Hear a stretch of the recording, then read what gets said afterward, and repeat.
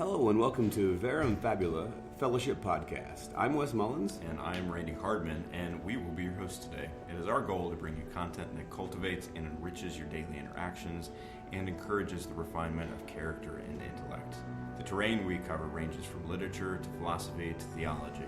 It is our hope that through these lenses we can offer insight to the human experience and the human condition that is empowering and transformative. Verum Fabula Fellowship is located in the beautiful town of Wilmore, Kentucky, and the podcast takes place at Drinkling's Roastery on Main Street.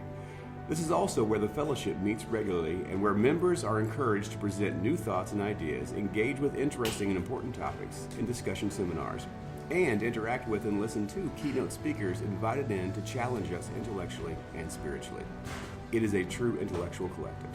Please rate this podcast on iTunes, and if we've said things that are helpful, be sure to tell your Lewis and Tolkien friends about us. With no more ado, here we go. Further up and further in. All right, hello and welcome back to the Jack and Beren Show. This is Wes Mullins and Randy Hardman. And we're here today to discuss a little bit of Lewis and Tolkien, a little bit of VFF. Get to finish this one off. Yeah, I get to finish it off. And I like how Lewis ends it with hope. Yeah. It was kind of a frustrating read at a lot of points, and It was like, all right, here's how you're limited. Here's why you can't get to this. Here's why, just pointing out all your limitations. And then at the end, he comes through and says, but you know what? It might be adequate. Yeah. Yeah, it's that optimism that's a lot of Lewis's writings, I think, is that he kind of frustrates you for a while and just showing the inadequacy of our ability to comprehend or to grasp something, but then he needs something that's a little bit more hopeful and grounded. All right, yeah, so what I thought was cool is the way Lewis comes through and says, okay, you have all these limitations in your language. We can't even really get close to God. We're in the second dimension. We can't get into a higher dimension. We're flatlanders, as he called it. But then he says, but if you use shading correctly, you can create a blazing sun or a fire that you actually feel like you could warm your hands to. Yeah. Oh, yeah. Or you make a painting of snow or a drawing of snow where you actually feel the cold from it. Well, that's one of those things that I think it reminds us the fact that Lewis was also a lover of story and fiction. As much as we appreciate him for his apologetics and stuff like that, of course, he's got the Narnia and he's got the space trilogy behind him, and he is a lover of just stories in general. And so you kind of get a sense that Lewis is, this is a reflection of what he's trying to do and some experiences that he has felt through his own life. Yeah, well, he's a medieval scholar who studies imagery and great literature, and even his we talked about this, his criticism, his experiment in criticism, is about being a good reader as well as being a good writer, right? And so understanding that, and I think it's amazing that as much as, because I think the danger of reading Transposition without the end 2 points probably is you come to this, okay, we can never get close to God, why try? Right. Like we're going to miss it every time. And so then you get into like a Peter Rollins type How Not to Talk About God, if you've ever read that book or ever heard about it. Yeah. And he says that anytime you create a thought about what God is, it's idolatry, and you have to crush it, and you have to you can't keep it, because if you have that thought about God, you're committing idolatry. Right. Which basically means you can have no concept of God, and then religion and Christianity becomes extremely elusive and like an ether. Right. And so I think that's where we were kind of headed with Lewis in this, going, well, you can never get to the higher medium, because just because you have this, it's not that one-to-one, not that one-to-one. And so some people might feel like, it's elusive, but then he comes through and says, yeah, but look what we can do with this piece of paper. Yeah. We can shade it. We can get really close. If you've ever paid attention to artists that are that especially practice realism as an art, it is incredible what some of them can do. I mean, to the point of being In fact, I saw this morning on Reddit, on one of their subforums, where they were talking about an artist, and you could see a little video of him drawing, and it looked three-dimensional. Mm-hmm. This guy looked three-dimensional. You could see the lines. You could even see the pores in the face, and it just looked like another. And then the camera panned back, and you could see that it was just the artist doing his work. He just did it in a certain way, and it was just enough to kind of. I thought about this whole argument there, right. And just thinking, you know what, we're not stuck in two dimensionals. You know, we do have an artist, right? That can call us into something that even if we're unable to get inside the picture, right? Maybe like in a Mary Poppins kind of way, yes. You know. Yeah, it still can capture us, our imaginations, our wills, our morals, our spirits, our relationships in ways that, you know, are, you know, close enough, right? I guess. Yeah, we can still express. If you can take a two-dimensional plane and then recreate a three-dimensional expression, that's amazing. And so I'm kind of, in my mind, I'm kind of thinking about this is not an extremely well thought out argument just yet. It's just something I've been thinking about as. But it will be. It will be at some point. It will be at some point. But this is the infant's incubative stages of this argument that I've been thinking about, and it's the fact in my conscious mind that I can contemplate a metaphysical being above which there can be no greater, which is what we call God, right? The greatest possible being, and I can contemplate infinite eternality, and I can contemplate that there is a dimension above me, but yet I have no physical experience with these things. I can contemplate what immortality is, but yet I haven't actually experienced that on my senses or in my physical body. There's no history of this. It seems to pull the threads of the sweaters of naturalism a little bit there, in saying that the only information I have is what can be empirically derived. Right. But yet I can understand and contemplate things that if my mind was only created by randomness and chance, and I can only contemplate the things by which my brain has access to. It's a one-to-one correlation. If we're just flatlanders. Right. And Lewis says that's self-defeating. Yeah, anyways. I shouldn't be able to have a thought about a being which there can be no greater, a metaphysical being outside of time and space. Right. I've never experienced that. There should be no way I should be able to contemplate that unless I were somehow attached to or connected to something beyond. Or there was some way that has been experienced in the course of human history. Yeah, and so for me, anytime I try to wrestle with coming back to and go, is Christianity true? Is this really the best thing? Do the naturalists, do they have a point? You know, is there? And then I go and I begin to wrestle with questions like this, and I realize that, as Lewis says, that atheism's a boy's philosophy. It's inadequate. Right. It's not robust enough to handle the questions the human mind can contemplate. Yeah, this was the whole ontological argument, and you kind of talked about it a little bit last week, and I spent some time just kind of thinking through that, because it has a lot of critics, but I think as Plantinga says, you know, there really is nobody that's been able to take it down. No. You know, there have been plenty of people that have found it emotionally insufficient, or cognitively insufficient. You know, it seems, and even you know, the apologetics world, it seems like, okay, like, you know, it seems like a cheat. It seems like a cheat, but it may not be. I mean, think about this. I mean, as an analogy, we have. I'm going to distinguish between gender and sex for a little bit, but if we have sex.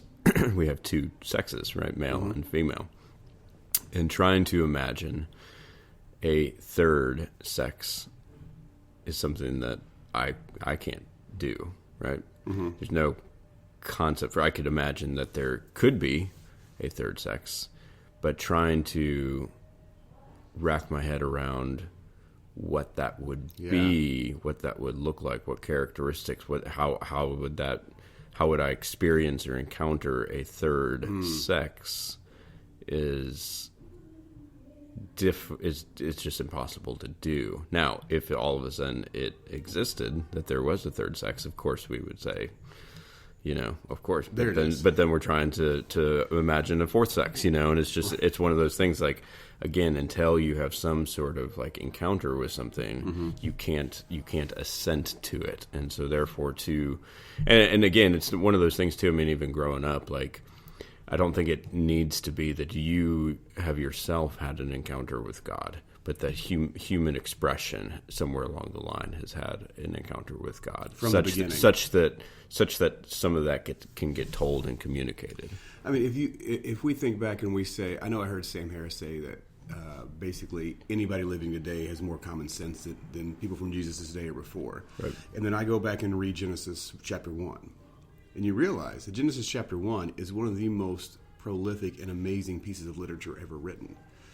To have the concept of a God outside of time and space, a single monolithic God going, no chaos, he just says and things happen. Right. That was different than any gods ever in the Near East traditions. And you go, and the poetry they use, and even Jordan Peterson goes back and says, if you go look at the Genesis, he goes, the archetypal stories of Genesis are so inexhaustible in their application to the human condition. And you go, if this was just these inarticulate, savage, superstitious people, how could they create a piece of literature that survives and thrives, 6,000, 4,000 years later? Yeah. It's amazing that psychologically and I guess you would say spiritually, there's not much changed. Yeah. In that. And so that's the illusion of progress, Yes. I mean, I don't disbelieve that humans and humanity moves in certain directions, and sometimes upwards and sometimes downwards. But I think this is one of those, like, when we look back on prior cultures and say they just didn't have the kind of advancement, they just didn't have the kind of knowledge that we have. So therefore, it runs into this kind of moral, intellectual superiorism that's there. And again, like you said, why do we find, let's say, Epic of Gilgamesh such a far more intimately human book, far more intimately an existential book than we find the Twilight series, which definitely does. I mean, she tries to kind of get inside but these books that have listened, at the Iliad and the Odyssey, and you look at the Old Testament and Job and all this kind of stuff, they're recognizing things that we're still striving to. Most of us are still striving to try and even like get to. So, the lecture series by Jordan Peterson, I haven't listened to a lot. I've listened to some of it where he goes into the Old Testament stories. It's amazing where he says the 12 verses between Cain and Abel, he goes, is literally inexhaustible in its applicability to the human condition. You go, 12 verses, inexhaustible. The Twilight's going to run its course. I mean, it's going to hit a wall where it can't be applied. There are certain things that people are like, that doesn't hit me. That doesn't Hopefully hit me. It's already hit its wall. Yeah. But even literature we come to today, like, it misses something. There's something about the literature that just hits on so many levels. And you look and he says, I'll give you another concept. He said in the wilderness, the snakes were infiltrating the camp, and then God tells Moses to put a snake on the stick, and if you look at the snakes won't bother you anymore. Right. He says, from a clinical psychologist point, you have to face your fear, and then your fear loses its power over you. He goes, that concept to have had in a superstitious backwood community is beyond impressive. Right. And you go, and the Old Testament's littered and replete with archetypal stories that we look at today, and we can still find fresh hope and fresh perspective on. And it's amazing that piece of literature still holds true. Which, if we look at transposition, we're going, hey, we got we got close to some things. Yeah, we hit some things. That artist actually painted a portrait that is lifelike, right, in through literature. For me, this is the beautiful thing. I mean, I know that we're going a little bit on a rabbit trail, but this is the beautiful thing about, once you kind of assent to the fact that history and various cultures in history and various times in history, we have very genuine and on the mark acquisitions or near acquisitions of the three-dimensional reality. You know, we look back at things now. I mean, if you're going to be kind of a cultural snob, you're going to look back and say everything was 2D before. Now we got the 3D. You know, now we've arrived. Now we finally arrived. And of course, like the first defeating argument to that is, you know, in 500 years, people are going to look back at 21st century America and be morons. Like, they were morons and immoral and idiots, right. And what was wrong with them.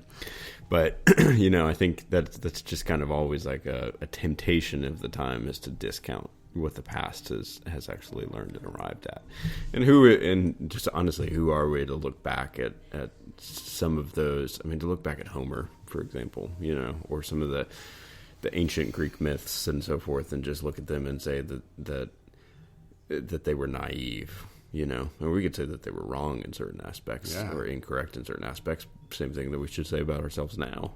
But the message, it opens up. Yeah. It opens you up to want to learn from the past.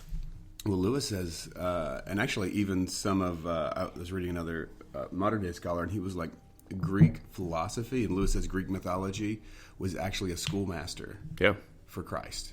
Oh, yeah. And you look at that and that's what the early apologists said, too. Yeah, and then when you read the Odyssey, who can't connect with tying yourself to the mast so you can get, so you can... bypass the siren songs and all the dangers of, like, no, just tie me to the mast, point my ship home, and just I'm going home. Yeah. And that notion of unabashedness and abandon towards home, and we're like, and we feel that even today we feel that we can connect with that story because it's so powerful. Because there's something called home that draws us. Yeah. And they knew it back then. Yeah, thousands of years ago. And maybe they got the wrong home, but they knew they were aiming at something. Yeah, and so I think that's amazing. And I think all of this is, connected with Lewis saying, we can have an artist who's it draws these lines, but through shadows is able to bring it into something that you could feel, that you can connect with, warm your hands over the fire. And it just makes it a little bit easier to get from that 2-dimensional to that 3-dimensional, from the lower to the upper, when you introduce shadows and depth and perspective and all the artistic tricks. My wife's an artist, and I'm just amazed sometimes with what she's able to do with her art and able to bring it into, like, this is not just... like it ceases to be. It just simply ceases to be. I mean, you could say, okay, on a molecular level, whatever, this is what it can be reduced to. But this whole thing, transposition, is questioning what something is versus what it can be reduced to. And we have to, not just Christians, I think humans. And we do this outside of the lab, It's what does Hume say? Basically, you got to put back the lab coat, once you get out of the lab and move past the neurobiology of lust and actually express love and believe in love and go home and know that, it's like Richard Dawkins, right? Like we talked about him on the group, that he may say, the selfish genes are what compel me to run into that burning fire and save my kids. It's the fact that I want to promulgate my offspring, myself, basically, into the future.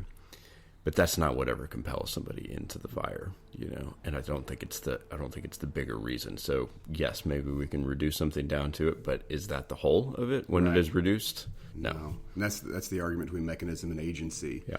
And if we get stuck in mechanism, so that right angle, that's just a right angle.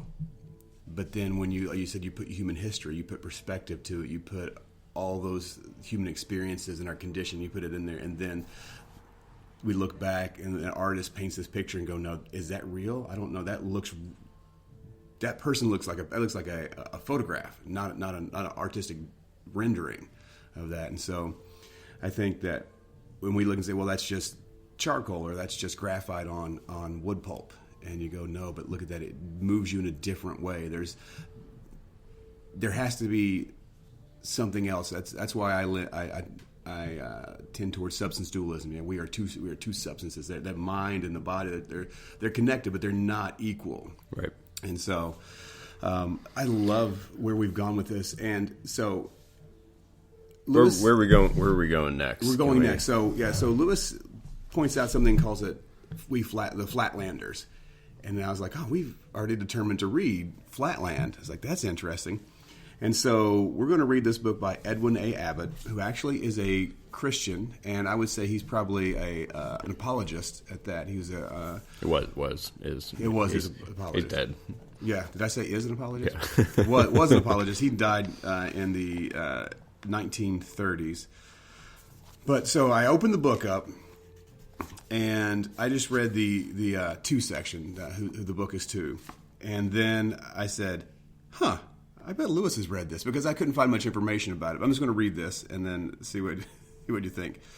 To the inhabitants of space in general, and HC in particular, this work is dedicated by a humble native of Flatland, in the hope that, even as he was initiated into the mysteries of the three dimensions, having been previously converted with only two, so the citizens of the celestial region may aspire yet higher and higher, to the secret of 4, 5, or even 6 dimensions, thereby contributing to the enlargement of the imagination, and the possible development of the most rare and excellent gift of modesty among the superior races of solid humanity.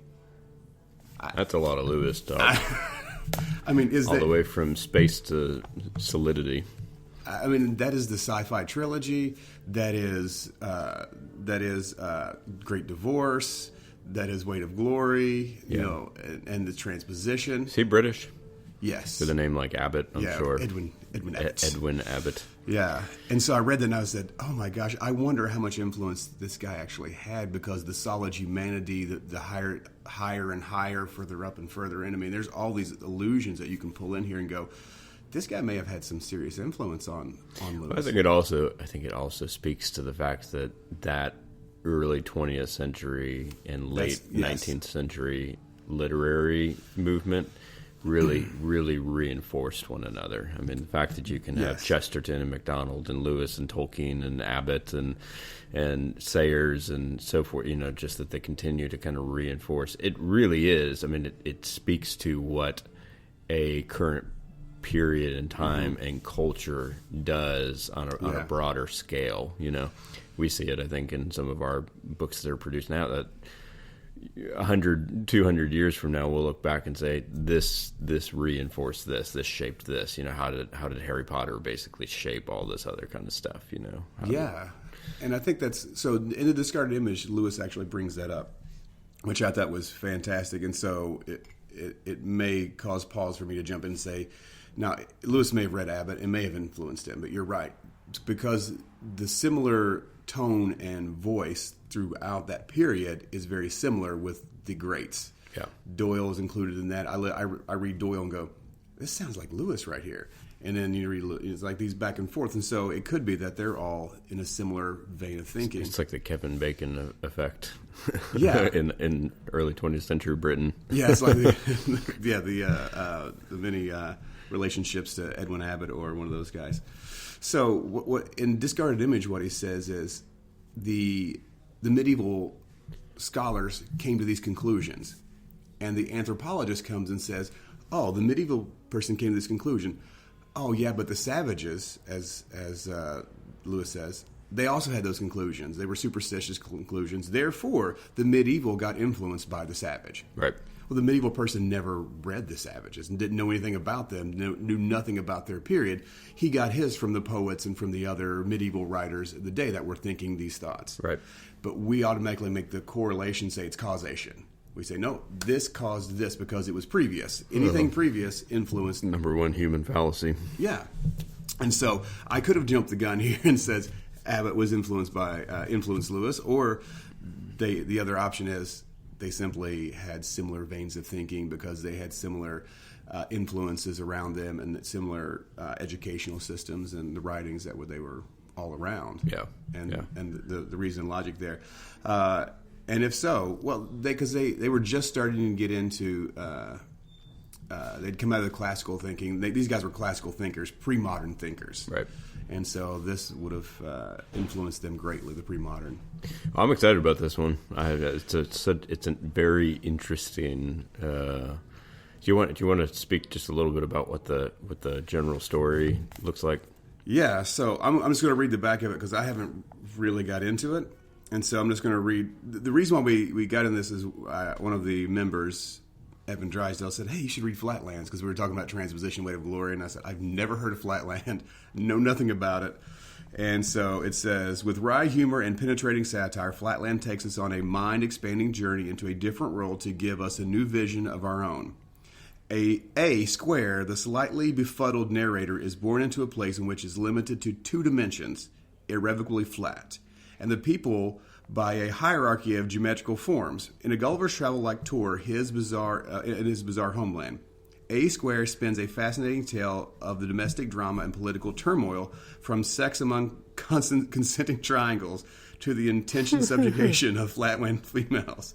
He tells of visits in Line Land, the world of one dimension, and Point Land, the world of no dimensions. Wow, man. When A Square dares to speak openly of a third, even a fourth dimension, his tragic fate climaxes to a brilliant parody of Victorian society.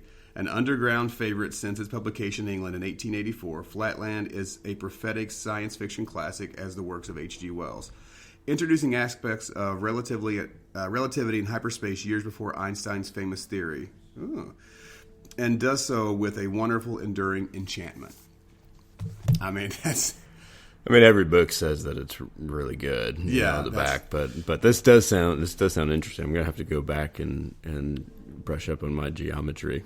Yeah, and so there are illustrations in it where it shows the dimensional aspects, and he's illustrated his points, and the fact that he's hitting this from the Victorian standpoint, and it goes down to a point where there are no dimensions, and it actually calls it a romance of many dimensions. Is actually the Flatland, a romance of many dimensions. Yeah. It's not that big. No, we'll get through it here. It's 150 pages. Yeah, so this shouldn't take us I think books are a little easier to go through. And we won't read it like Transposition. No, where you're reading every sentence could be an hour talk, or every paragraph could be a whole VFF. All right, man. I'm going to ask you a question because I know we got to wrap up here. Yeah. But this is preemptive. Before we read about 2-dimensional geometry. Yes. Is a square a rectangle, or is a rectangle a square? Is a square a rectangle? Or a rectangle is a square? One of those is true. Yeah, well, I would say that a square is a rectangle, but a rectangle cannot be a square. Okay. But we'll have the answer on the next VFF podcast. Okay, all right. Because I don't know. But I do remember that there is a difference. Yeah, there is a difference. My guess would be because a square has to have equal sides. The triangle is just a 4-sided. Not a rectangle. Yeah, rectangle. Yeah, it's confusing. I know there's not a square circle. It'll be. I do know that. That is true. Self-defeating. Yeah. All right, this is going to be it for the Jack and Beren show. We'll see you guys here next Friday to discuss the first edition of Flatland, the things that hit Randy and I as we're in the meeting, and we don't have time to divulge into it more. So you just get our concentrated voices, and then we'll see what else is going on in our lives, and we'll talk about that. Thank you guys so much for listening. This podcast has been brought to you by Drinkling's Coffee. Yep. Drinkling's Roastery in Wilmore, Kentucky. We'll see you guys next time. Later.